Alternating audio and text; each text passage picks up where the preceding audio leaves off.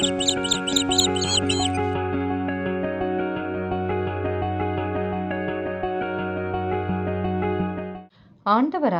இயேசு கிறிஸ்துவின் இனிய நாமத்தில் பனிமய மாதா ஜெபக்குழு சார்பாக உங்களை சந்திப்பதில் மிகுந்த மகிழ்ச்சி அடைகின்றேன்.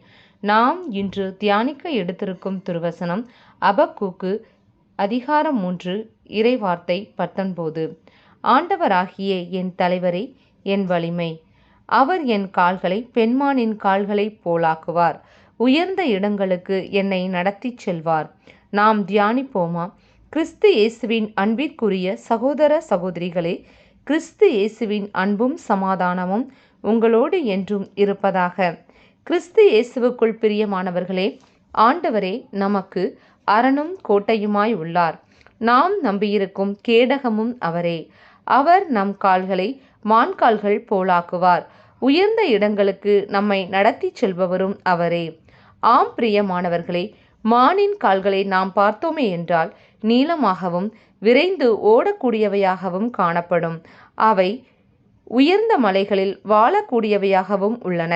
ஏனெனில் அவைகளுக்கு வரக்கூடிய ஆபத்து, நெருக்கடி, சூழ்ச்சி, பயம் எல்லாவற்றிலிருந்தும் தன்னை காத்து கொள்வதற்காக கடவுள் எவ்வளவு அழகாக அதன் கால்களை வடிவமைத்திருக்கின்றார் என்று பாருங்கள்.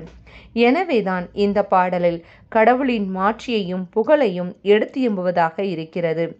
வேதத்தில் எசேக்கியா ராஜா அசீரிய படைகளை வீழ்த்த ஆண்டவரிடம் மன்றாடிய போது அசீரிய மன்னன் சனகரிபுவையும் அவன் படைகளையும் எதிர்த்து கடவுளே யுத்தம் செய்து எசேக்கியாவிற்கு வெற்றியளித்தார். ஆண்டவராகிய இயேசு கிறிஸ்து பாதாளத்தையே வென்று உலகையே மீட்டு ரட்சித்தார். இதனால் நாம் கடவுளின் பிள்ளைகள் எனும் உரிமை பேற்றை அடைந்துள்ளோம். பரலோக ராஜ்யத்தில் பிரவேசிக்க கிறிஸ்துவின் உயிர்ப்பில் பங்கு பெறுவர்களாகிறோம். நாம் ஜெபிப்போமா? கிருபையும் இரக்கமும் நிறைந்த அன்பு தகப்பனே இறைவா, இந்த நாளுக்காக நன்றி செலுத்துகிறோம்.